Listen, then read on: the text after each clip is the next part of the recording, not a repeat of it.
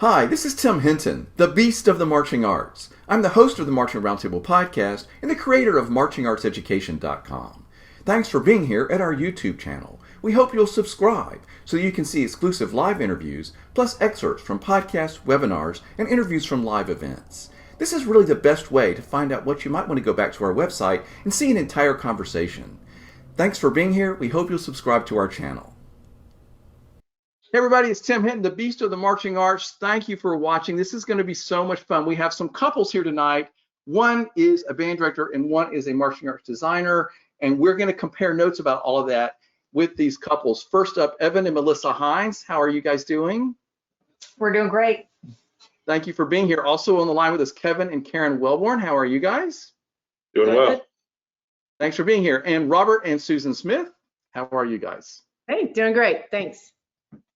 Right, great to be here. So why don't we go back around and I'll just let each couple sort of say who does what and where you are in the world. So we'll start with Evan and Melissa. All right, we are in O'Fallon, Illinois, which is located 14 miles east of St. Louis, but obviously on the Illinois side. I am the director of bands at O'Fallon Township High School, and I've been there about 14 years, and everything's going really great. And I guess the nice thing about us is Evan has been a part of the growth and achievements at O'Fallon Township High School right along with me, helping with percussion and some writing and in connecting with our design team. And the off time, he's at home writing a lot of drill, a lot. And so that's where we are as a couple. Hey, we're in Tuscaloosa, Alabama. I'm the Associate Director of Athletic Bands here at the university. Karen, she works for a law firm, but from home. That's her 8 to 5. She also is a designer and on color guard staff here at the university, as well as a designer for schools around the country. We both came from Clinton, Mississippi at Clinton High School, where we were in charge of the indoor programs with the indoor percussion and the winter guard there for a while, and then transitioned over here. So. We're Susan and Robert Smith. We live in Troy, Alabama. I'm a lecturer in music education at Troy University, and Robert's a professor in music industry. And we've worked together, well, we've been married almost 30 years, and we've been designing shows together since way back in Virginia, and then most recently at the St. James School, where I was director of bands for 10 years. My husband said, and we were both band parents, he said he didn't want to flip any burgers or sell cheese and sausage, but he might write a chart or two for me. So we spent a lot of time doing that together. Very good. And Robert, nobody's heard of your music at all, so we're not going to even mention that. We don't want to go into that, but thank you. It's great to see you. I appreciate you being here. Thank you, sir. So let's go back around, just start the fun conversation. How'd you guys meet? So we'll go back around. Melissa and Evan, how'd you guys meet? So do you want me to tell the story? Either way. Okay. It's a little crazy. And so I was teaching in another school down here. I started teaching up in central Illinois, but I wanted my own thing and a little bit more, I guess, more music to teach, we'll say. And so I moved down to Southern Illinois. And it's just kind of how life takes you, we'll call it that. And I didn't really know too many people here. And I was at a school that had very little staff. It was one percussion teacher and a color guard person and myself. But it was a pretty large marching band that I was going to be in charge of. And so the percussion teacher that I had at the time had some religious affiliation that couldn't do things on Saturdays when we needed a percussion person on Saturdays. And so I got through the season, but then next year was looking for someone to come and help. And so I searched out people in the area. Lo and behold, he came in and we got to be friends. So it's a little strange how that happened, but obviously we have the first time I talked to him on the phone, I'm even about the job and about being a part of the program. I got off the phone and I was like, he's just like me. Like that's what I thought. And I think it's just how he thought about things of music and running a program and philosophy, just in that instant conversation. And so we developed a friendship through bands, and here we are. We've been married 20 years. It'll be 21 years in December. Yeah. That's awesome. All right, Kevin and Karen, how'd you guys meet? We met teaching drum corps. It was kind of random. He was at Troopers. It was in '09. I wasn't even supposed to be teaching. My friend that was the guard captain had just called me and asked if I could fill in for a week because someone had to leave the road, and I went, and One of my former high school students was there, and she was like, "You need to talk to Kevin. You would like Kevin." And sure enough, we met. We did long distance for a little while, and then I moved to Mississippi, and here we are. We got married a little later. We'll be married 7 years in November. So. Very good. Okay, Robert and Susan, who's going to tell the story? Well, ours is a little unusual. I have been working in the music publishing business now. I'm nearing my 40-year anniversary. I started in the early 80s with Columbia Pictures Publications. And it was in the late 80s, and I was the young writer and young corporate type person and whatnot. And we had a project where Columbia Pictures needed a college marching band. And all of a sudden this recording had surfaced of the James Madison University Band in Harrisonburg, Virginia. So the president of Columbia Pictures says, "Robert, this is your shtick. You need to get on the plane and go check and see if that band is all that." And so I did, and I got there, and the band was all that. Really, really incredible. So I'm sitting there. It's 1988, and I'm watching this really incredible college marching band do their thing. And here was this 400-piece marching band, and there was this fiery red-headed drum major who was conducting. And I literally looked at Dr. Pat Rooney, who was the director. I went, that's a sharp lady right there. That's my kind of woman right there. Well, other than meeting her at that time, everything was exactly as it should be. But then 2 years later, quite by coincidence, I was asked to join the faculty and teach in the music industry program, and also work with the. I'm like Kevin. I did the second band at James Madison University. I did the symphonic band. Pat Rooney did the wind symphony. I did the symphonic band. And so I get there, and now Susan is a young teacher in the state. She's 2 hours away, but now she's an alum. And we kind of caught each other's eye. Maybe it started with a little bit of twinkle when she was finishing her last swag moment at Music for All, and I was a clinician at the summer symposium in Whitewater, Wisconsin that very summer. And then I had just joined the faculty, and then here we go, and we connected and became really good friends and started dating, and here we are 30 years later, and it's been a great ride. Awesome. Okay, so let's just a couple more questions before we get to writing down answers. I for some reason, this pairing of a band director and a designer just is really interesting to me. And so I'm wondering if you guys wanted to discuss it all. Do you find some advantages to it or some challenges to it? So like Melissa, you already sort of mentioned there's an advantage because your husband is helping you with your band. So would that be one of the upsides, I guess? It is for us, but obviously there are some spouses, partners that don't work well together. We do. We're very different teachers and different people. He's very science, math driven, and I'm kind of all the colors and all the time.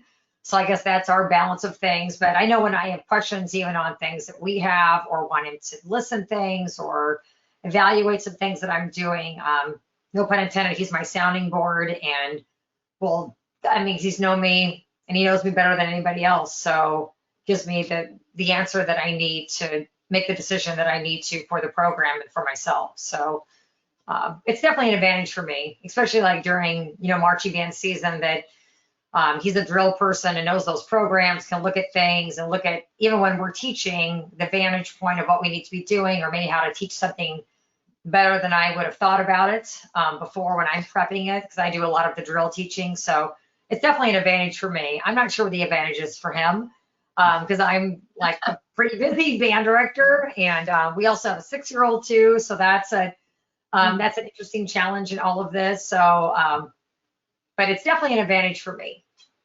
Well, it's kind of how we found our way, because there was 9 years along the way that I was a full-time band director.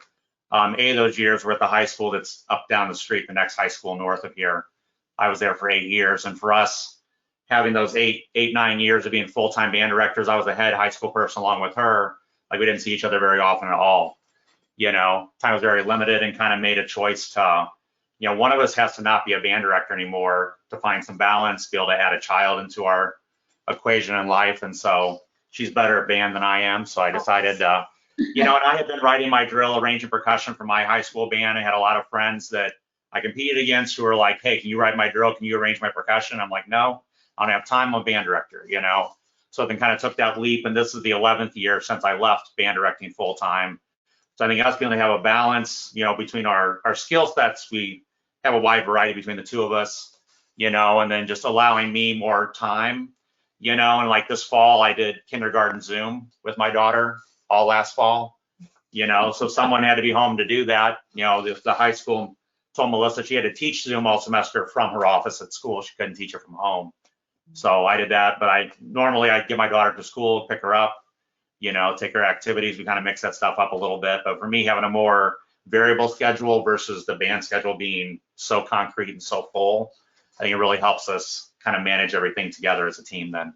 It does. And I think it was a leap of faith when we did it, for him to not be the band director. And I remember his last concert and seeing those kids and knowing that we would have to, kind of financially make it work. And this was something new, but along the way, he has allowed me to change jobs multiple times and take risks as a band director and do all sorts of things and probably not be as home as much as I should be. So all that being said, I'm like, well, this is your time to make it work, and we'll make it work. And we have. I'm really proud of everything that he has done, and he's driven to do it. And he is a drill person that's on time. So there's that. Yeah, they're rare. But I'm really proud of him. Yeah, and so this has all worked out for us, and I'm excited about his career. And I know that mine is, the years are kind of, public school teaching may be ending in a handful of years of where I'm at, and I'll have a new path for myself as well. So, but that's where we are. We're definitely a good balance of music Cool. in our household. Yeah. That's great. Anybody else want to talk about some advantages or disadvantages of the pairing? I mean, I'll say that I think it works really well for us. When we met, we were teaching drum corps and not really doing what we started doing at Clinton or what we're doing now. But talking of Clinton, that's when we started long distance dating, and I was the percussion director. I was an assistant band director, but I was the percussion director, and we started. Karen moved to Mississippi from North Carolina in 2013, and that's the year that we really started going to Dayton and taking the indoor percussion group to Dayton. And 2013, 2014, and 2015, those were great years for the indoor percussion at Clinton. And I just remember those rehearsals and that planning of those seasons being a lot with her. And not only is she great at color guard, but she loves talking to, at that time, indoor percussion about just moving and all things movement and bouncing ideas off of someone. You don't find a color guard person every day that can look at a score and say, why are these people here when they have the melody or they have this and that? It's really cool.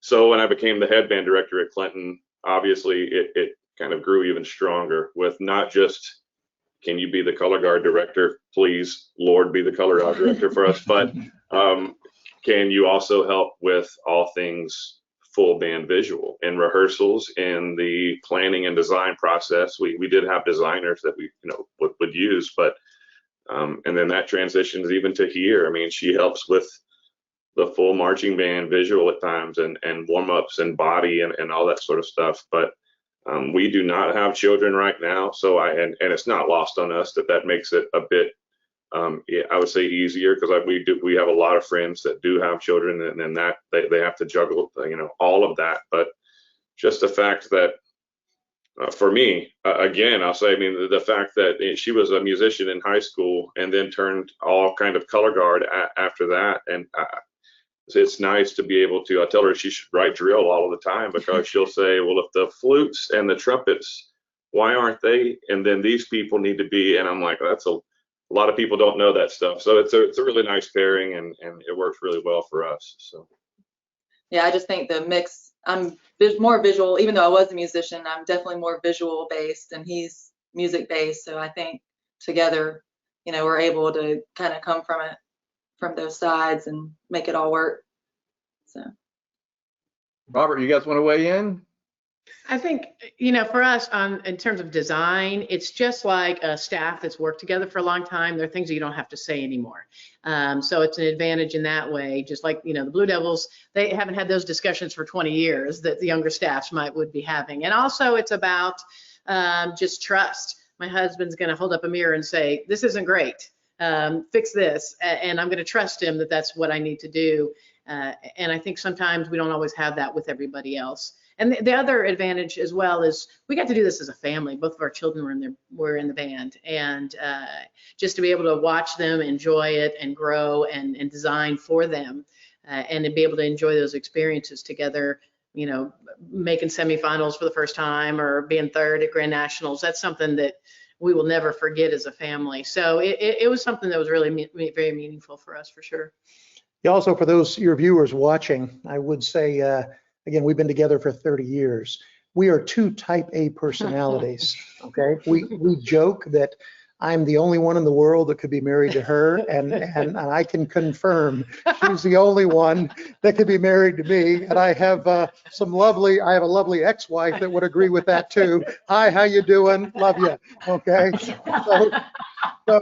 And by the way, she's really good friends with Susan. But these are two type A personalities. So what does that mean? That means we understand each other. We understand what each other's going through. And then the secret for us is just identify who's driving, who's in charge. To be a really great leader, you got to be a great follower. Okay. And I've learned, particularly during those St. James years, she built this program from literally nothing into something that many in the band world in our country would know as, say, hey, there's a really strong small band. And it was a benchmark and a role model for many. All right. Well, she was in charge. She drove every bit of that. I was there to support her. So we define, in fact, we come into something new, who's driving, we decide, and the other one follows suit. And that's a give and take that is absolutely priceless. I think I love that. So, all right, let's totally change gears. I'm going to go back to Robert and Susan. I want to know which of you has the best jazz run. Well, I was that pianist and lead trumpet player in the jazz ensemble. I think jazz run visually. Oh, jazz run. I thought you were talking musically. That's what I thought he was talking about. Musically. I would say no. I love that. That's great. Yeah, man. There are jazz runs all over the place. I got them for you. I can sing it at request. We are on a marching arts podcast. So I'm talking about fly across the field like a gazelle with your legs extended. Like, which of you would do that? At least there's the effect you're looking for. The effect you're looking for. If you want the gazelle, okay. If you want strict comedy. All right. How about you, Kevin and Karen? Who's got the better jazz run visually? I mean, obviously me. No, I'm totally kidding. No, not at all. That's definitely her. Definitely her. And just for the record, I hate jazz running, even as a color guard member. I always feel so awkward because I'm tall. That should help you, shouldn't it? Well, maybe not. Maybe there's more. Okay, I'm not going to analyze that. Evan and Melissa, do you want to talk jazz runs? It'll be me. Yeah, I have a little bit of a visual background, a little bit just from high school and a little bit of college, but all of the body stuff up until this year, I taught all of that. I know we kind of talked about our designers before this, but I taught all of that with some of my student leaders or whatnot. So not as great as Karen probably, but for a band director, I guess bottom box 4. I don't know. Evan, as a drummer, you're probably not used to, you don't probably even have any jazz run experience, right? No, I've done no dance. I mean, I feel very competent in macro visual, but very incompetent in micro visual. I can put people where they need to go, make it all work the way it is, but like to teach somebody how to move their body correctly, not so much. You know, I can teach sticks and hands and, you know, but not feet and running and being pretty at all. I'm kind of regretting I didn't ask you guys each to come with a lot of space around you, because I think it would be fun to have us all demonstrate this. But let's move on, because I don't be responsible for any hospital bills. So here's what we're going to do now. We're going to jump to a part where I asked you each to have a piece of paper and something to write on. What I want you to do is write your answer where your spouse can't see it, and then when I call on you, I want you to hold it up to the screen, and then we're just going to compare notes. All right. So we're going to see how this goes. I hope this is going to be fun. So are you guys ready for the first question? Mm-hmm. All right, make sure everybody can't see what everybody's doing. All right, here it is. We're gonna see how well you know each other. What's your partner's favorite show that he or she has ever worked on? So when you think about them, and if they ever said, this was my favorite all-time show I've ever worked on, and worked on is very broad, so that's up to you. So you're answering what you think your partner's answer would be. All right, well, I'll just randomly start with Kevin and Karen. Why don't you guys each sort of hold your answer up to the screen, and let's see if we can see it. Same thing. Okay, he says sincerely, and she says 2014 Clinton Percussion. Are you guys right about each other? Yeah, it's the same thing. Same show. Yeah, that show. We brought in dancers for the indoor percussion group, and that was our second year in Dayton actually, and ended up just a phenomenal season. Ended up winning Scholastic Open Class that year, and that show she wrote all of the dance work. Alan Baroni wrote all of our visual, and Nick Benson and from Seattle as well helped with that, and David Reeves wrote all of the music. But that was a pretty phenomenal year for that group. So. All right, so they got that one right. That's very cool. All right, how about Robert and Susan? You guys want to hold up your answers? Let's see what you said. Okay, Susan says Suncoast 84. Robert says, what does it say? STJ, St. James, no grit, no pearl. All right, so are you guys right about each other? I think so. Yeah. Was this right? I think she's close. Suncoast 84 was a pretty big year, and it was there was the Vietnam show. Anybody that not that many old enough to remember that. But what was significant about that was I was working with a brilliant visual designer, Michael Rayford. He and I completed each other. And then I transitioned from Michael Rayford into Carl Lowe. And so with Michael Rayford, 84 and 85 were half of the 84 show was original music. It's the first time it had been done on the field. All of the 85 show, Florida Suite, was original music. And I was able to score the show like a film. I had these brilliant visual minds, and I was able to just write. However, in 1988, I was this close to saying 88. Yeah. In 88, it was a thing called Symphonic Dance for the Contemporary Child, and I was working with Carl Lowe and Mark Sylvester of Zingali Sylvester fame was charting and staging, but that was a pinnacle. The guard was incredible. The visual show was incredible. They actually won high guard that year, but it's back before we gave a high guard trophy, and it was Carl's guard. But I got to tell you, when you look at that guard, I urge your viewers to go back and look at that. Realize that was Carl in a gym writing the choreography, and then I scored the music to his movement. That was an unbelievable treasure of a moment. That was close. Yeah. Those were my top three that I thought was going to go.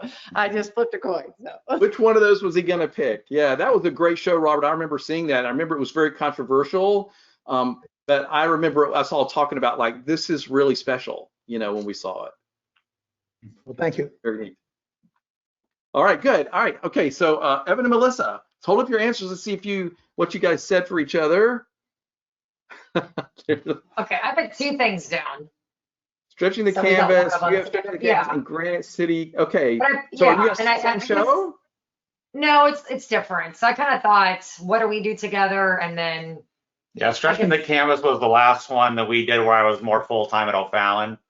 So that was kind of like the last one, like together. Where after that point, I kind of decided to go deeper into design and less teaching. Yeah, and then I put Granite City just because that's one of his clients, and everything he does for them is pretty special. So I don't get to be a part of it. I'm just kind of watching it from back in the hallway. But there's like one project I guess we did together.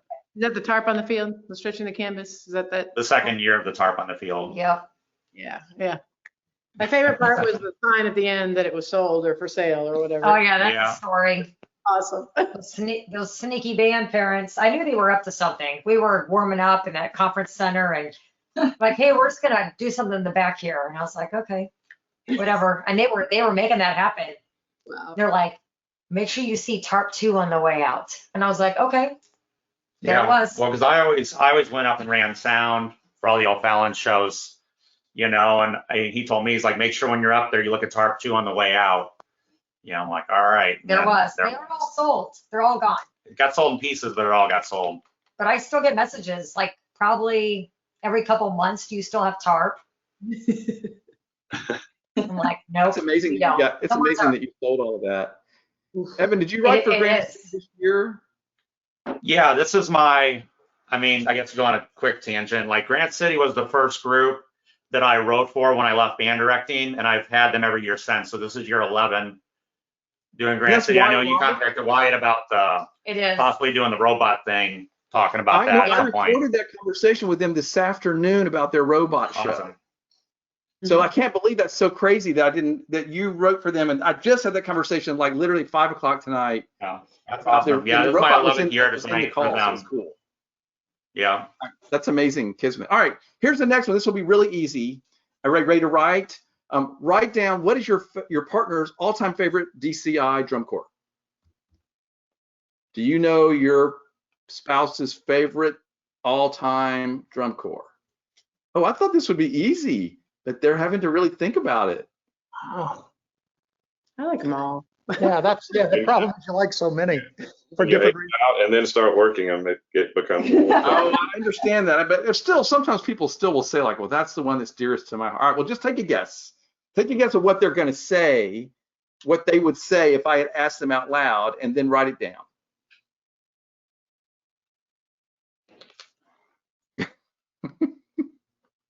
All right, Evan and Melissa are ready. So Evan and Melissa, hold up your answers. Let's see if you got the right answers for each other.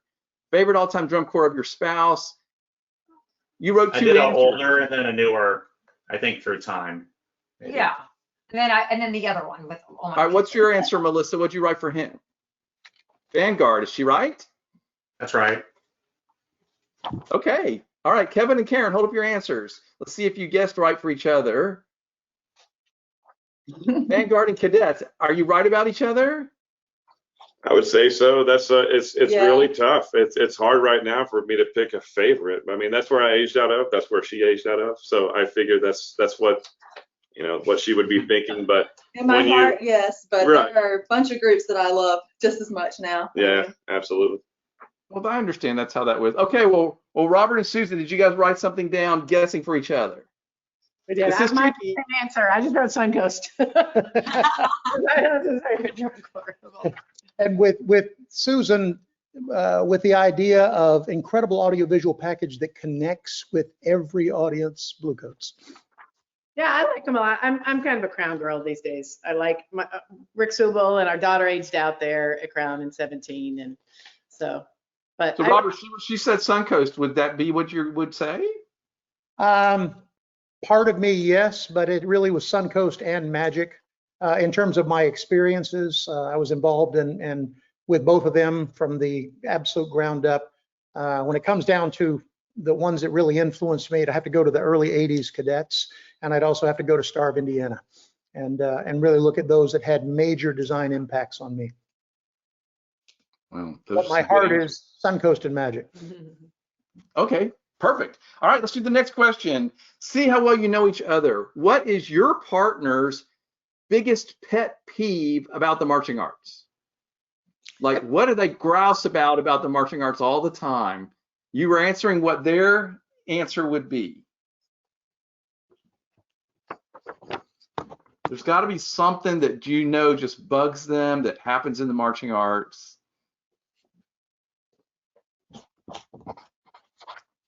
Okay, so Robert and Susan, it looks like you're ready. Are you both ready with your answers? Sure. Yeah. You ready? Okay, hold them up to the screen. Let's see what transitions or lack thereof. And she said musical snippets. Those are definitely pet peeves in my book. Did you guys get it right? Would you agree with that? Absolutely. Absolutely. I write for film and film and television and audio visual media, and I'm one of the guys that started actually composing in the marching arts for original. But I got to tell you, it just concerns me greatly that the musical integrity is waning with each and every year. And there's a reason that composers don't want their music involved with drum corps anymore, and that really concerns me. And it's a very serious subject with me. So please make sure music is at the same level of artistry that we do so well with our visual programs. Yeah, we hate visual transitions that are problems, but we don't have enough people that maybe are knowledgeable enough whether the musical transitions are working at the same level. I don't mean to sound whatever. And you know, Robert, every time I have a conversation with somebody and they talk about something in a show that they loved, it was a moment that was given time to develop. And it had a long phrase. And yeah, that's hard, but that's what people respond to. Yep. Absolutely. All right. All right. Yeah. Okay, good. All right. So Evan and Melissa, are you guys ready with your answers? Right? Did you write something down yet? Yeah, I have a guy thing I haven't heard her complain about. She just does it. Hold up. You got Right. any guesses? I got nothing. I'm empty. Oh, nothing? No complaints. I don't know what her complaints would be. She seems to just go with it and be positive about it and make it work. You know, if it's a pain in the ass, she still figures it out anyway. Well, You know? Melissa, what'd you write down? So I wrote, this is from like the drill writer perspective, because I do hear the woes of that. And so I put not having all the information. You know, sometimes you're like, okay, I'm waiting for this, or someone's rewriting, or the guard person, no offense, or there's someone on the staff that thinks they know, or, you know what I mean? Like, who's the soloist? The band director's waiting on a thing and they don't get back. It's all that, like, you're just kind of waiting here. You're at bay and still waiting for everybody else to make decisions that, from the drill perspective, may not be the right ones, but other people think that they are. So I hear that a little bit from, I know when we hire our designers at O'Fallon, past and present, from, I guess I would say 2011 and on, those people, even before, like I hire them and I trust them. And so maybe that's the reason Evan didn't have anything to say, is I trust them. That's why I've hired them to do the job. And when I question it, I'll be like, well, what could I do to fix this? Or why is this not working? And then they'll give me some teaching strategies of what I need to do. Or maybe there is a change that's needed. It just didn't work. But I trust them, and I try not to be that band director that's in the way, because I've hired them because they're better than me at doing those things. So, and I hope that I'm good enough to transfer the product to our kids so they have a good time and a good experience. So it's just being on top of you mentioned things. that, because I think band directors are often very bad at trusting their designers and getting out of the way. I think they're so stressed out about it being right that sometimes they just can't let go. So I think it's nice that you mentioned that. That is a problem for a lot of people. Yeah, I'm the opposite of that.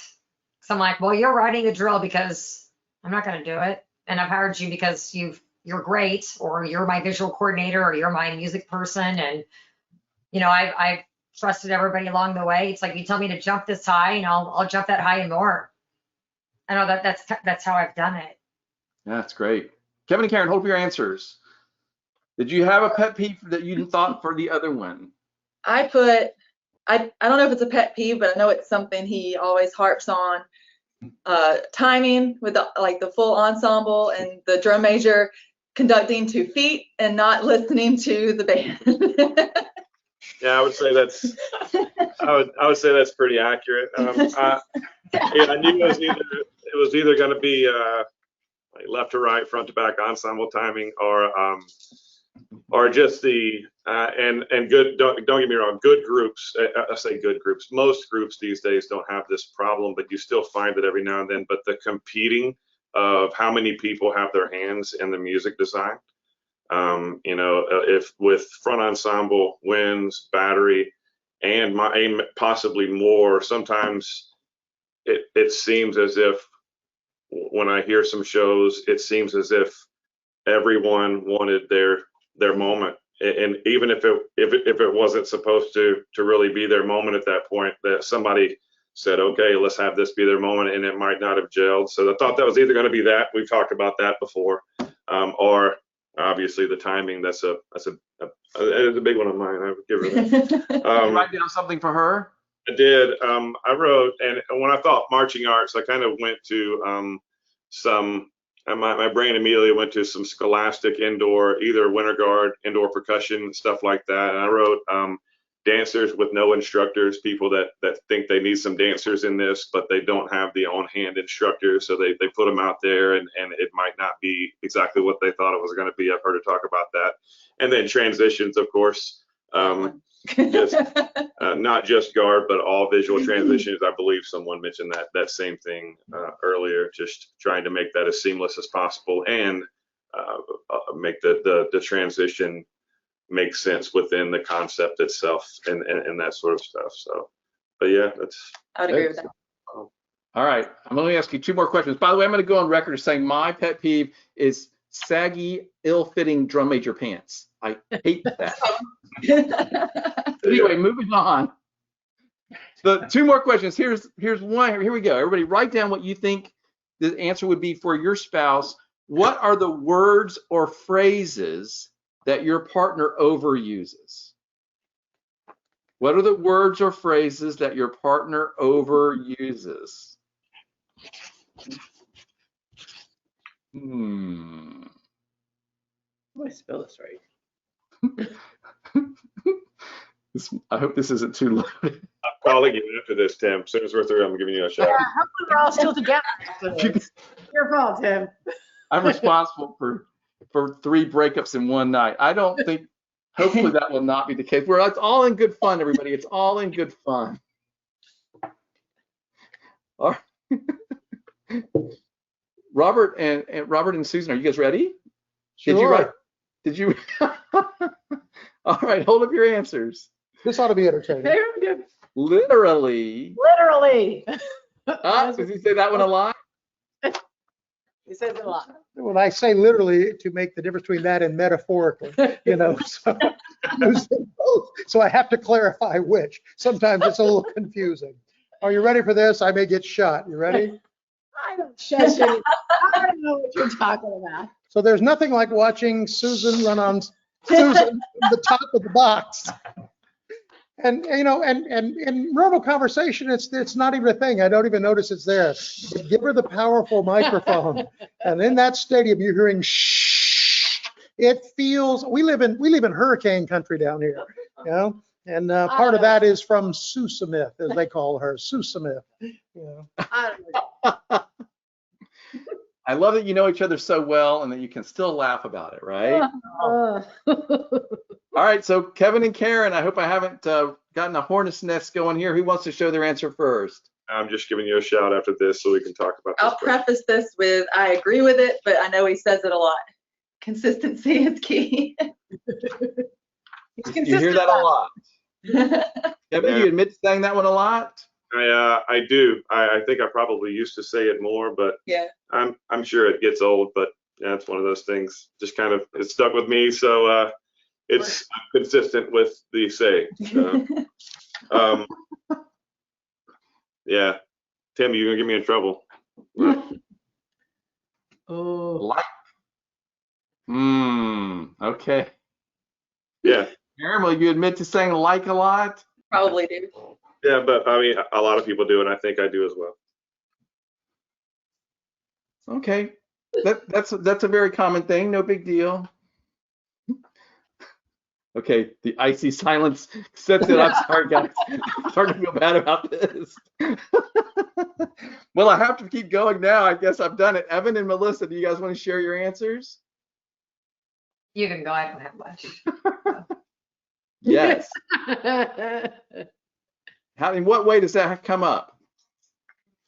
For me, anybody who asks her to do anything, can you write me a recommendation? Can we tarp the whole field? Can we build these? Can you drive the semi truck to the thing to do the thing? She says yes to everything. No one's asked her to do the semi, but if they did, she would. I don't know if I would do that or not. Okay. Might be a legal thing. Yes, you It could. might be Melissa, illegal. what I do don't you have a have? license for it. I don't really have anything, which I Okay. know I'm trying to. Yeah, Evan doesn't have like I don't know, do you think he has? I don't know. I don't know. Yeah, I don't think so. Doesn't have like a Okay. like a slang That's thing. fair. Yeah, he's not like when he teaches, he's very precise with things. So, and he's definitely not the cheerleader at times that I am with the band. So he's very, you know what I mean? But doesn't have one word that he overuses. Okay. Probably the All right, typing in fair. him that he's aware of it. I know, because I'm like, I stagger the whole time. I'm like, what's that? But yeah, I don't think he really has that, which is good, Okay. I guess. All right. Well, the last one is a warm, fuzzy question, so everybody can relax. There's nothing loaded about the last question. What is your partner's favorite thing about the marching arts?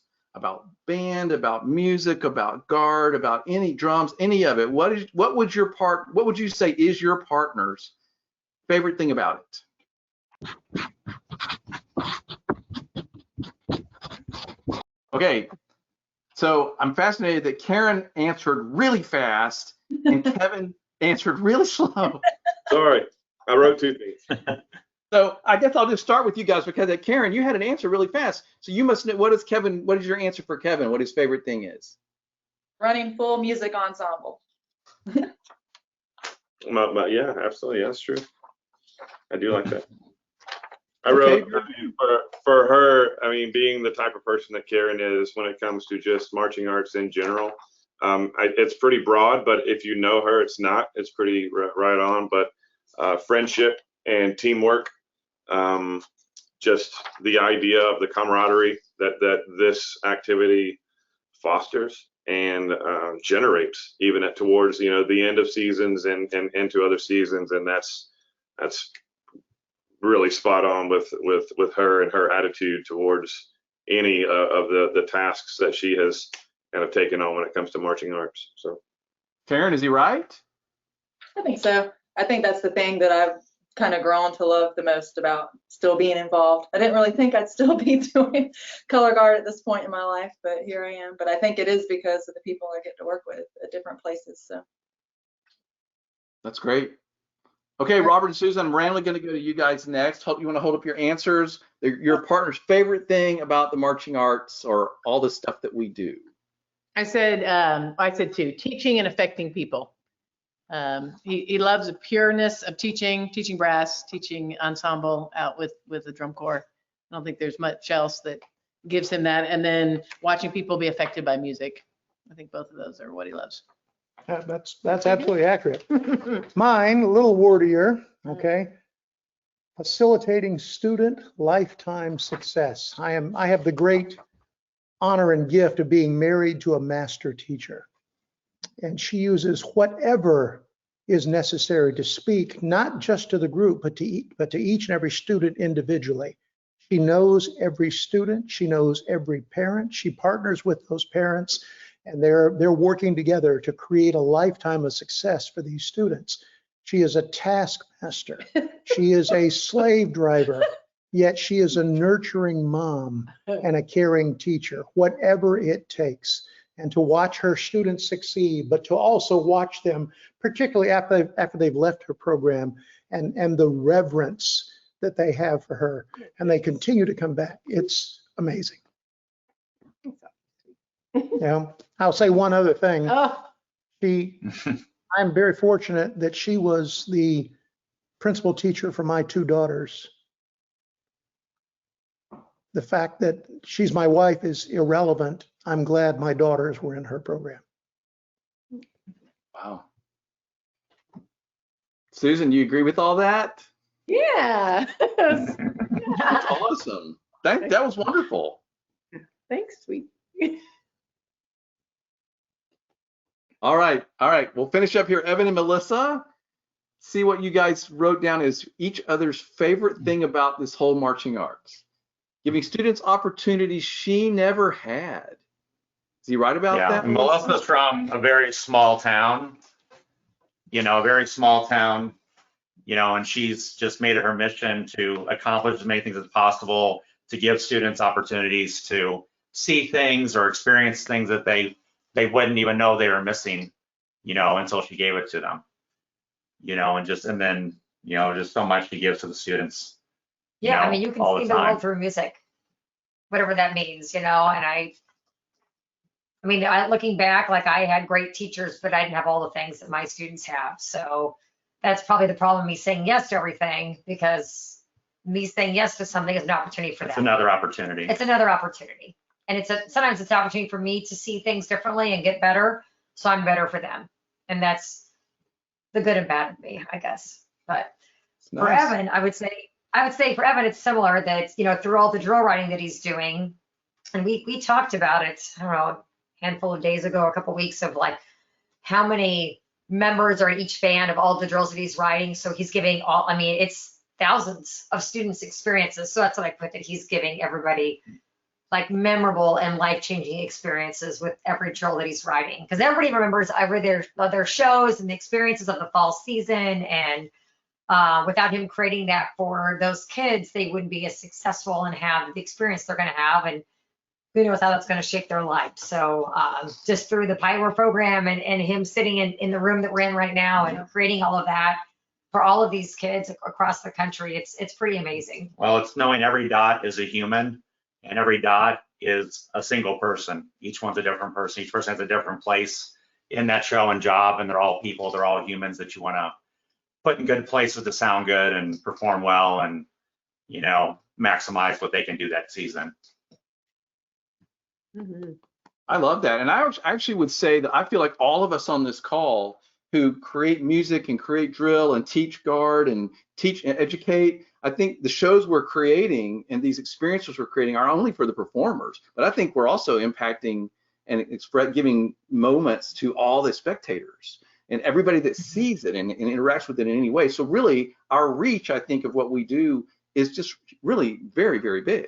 You know, it's not only those performers who are especially impacted. I think all those people that can see the shows, experience the shows, get moved by our shows, listen to our music, see our visuals. I think it's pretty amazing the impact we can have as teachers and as designers, all of us on this call. Yeah, I would add to that because I thought a lot about this last year when we weren't able to do all the things we were able to do, but art goes both ways. You know, obviously we're on the student side and having that experience, but them to give that to the audience. And last year I tried to tend to both sides as best I could because I know that that's how that works. And we weren't able to do, you know, the audience side as much. So I had to be really creative with that, but it does go both ways. So what you're saying is absolutely true. And I think that's what's exciting about all of us being back more than we've been, is that side as well. Because that side we didn't have as much last year, but that's why we do it, is not only just for fulfillment of sitting in a band or an orchestra or singing in a choir as a musician and us interacting with the students, but them being able to give that to others. I mean, that's what art does. That's, I mean, really deep down why we do it. So I agree. Yeah. I love it. Well, you guys were all so wonderful. You were so patient with this sort of silly game, but I feel like what I expected is what happened, which is you're all so wonderful and you're such good educators and designers and creators, and you shared a lot of yourselves with all of us tonight. So I'm happy to get to share these conversations. So thank you so much for stopping to do this. Evan and Melissa and Kevin and Karen and Robert and Susan, you guys were all wonderful. Thank you so much. Thank you, Tim. Thank you. Thank you. Thanks for the opportunity.